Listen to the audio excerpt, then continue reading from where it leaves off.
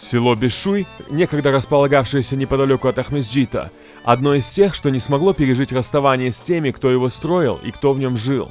Теперь тут остались только кладбища, камни и следы прошлой жизни. Но Бишуй живет в сердцах его уроженцев и их потомков. На протяжении многих лет они собираются здесь, на возвышенности в паре километров от родного села. Ел біз топлашамыз, ел хорандаларынан келіп, яшыларға көстермеге, қарбабаларымыздың топрақларын деп, о себептен жылышамыз. Севінмеге, білмеге, бір-бірін танымаға, ана-бабалардың қартларын танымаға. Бишуй упразднили в 1965 году. Тогда же его территория была присоединена к заповедной зоне, партизанскому лесничеству. С тех пор и по сей день тут стоит шлагбаум. Чтобы поехать в родное село, бишуйцам нужно брать специальное разрешение. Babamның rahmetli 69 senesi kelgen edik de mında 10 yaşındaydım men. Aeroporttan bir taksi aldık da bir kereden mında keldik birinci. Ну шлагбаум кірсетмеділер. Шлагбаумның алдына келдік, анам айтам да ағылап, o kadar yalvardı. Bir şey yok анда деді, кірсетмеді біздің анау егер. Таксинен соң қайттық артқа. Анам ағылап, мындан кеткен еді. Мына бұл ер вақыт Бишуйге келгенде оны қатырлайым.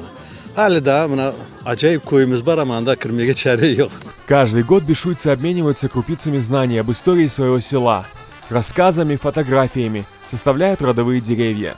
В этом году исследователь Энвер Муратов на встрече односельчан представил книгу «Бишуй. Туган коемыз көдешлерін хатыравларында», составленную из исторических справок о селе и рассказов его уроженцев. Книга состоит в подавляющем большинстве, примерно 70 семей опрошены, семейные фотографии. Есть довоенные, есть послевоенные. Книга будет в первую очередь интересна тем, о ком я собрал материал. Коренным бишуйцам. И это, многих их уже нет, но их детям, потомкам должна быть интересна.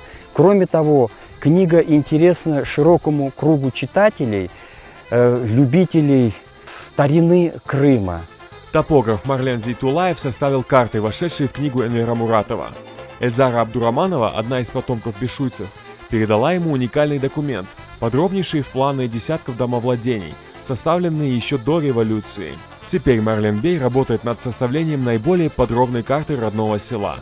Для меня, как вот картографа, топографа, интересно, что, ну и для всех, наверное, это интересно, что по ним можно восстановить микротопонимику.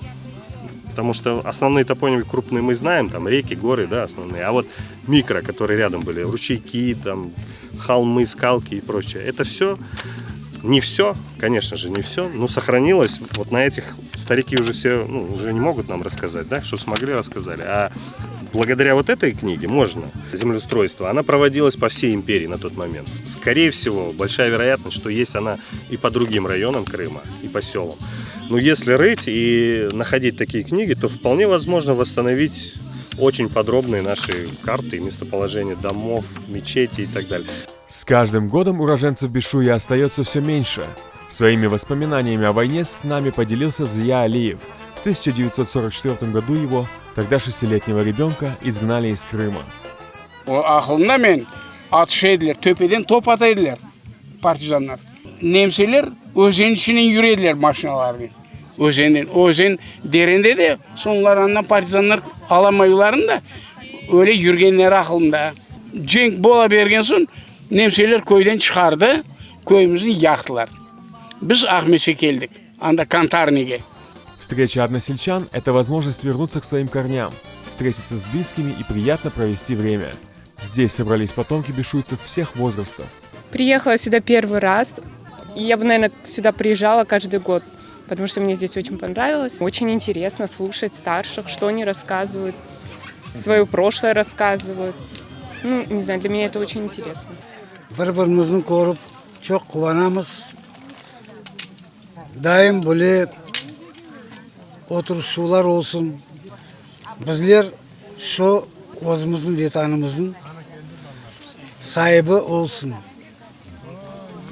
Sağ olunuz. Mına yaşlarımız çok çarak gelsin koyumuzga de.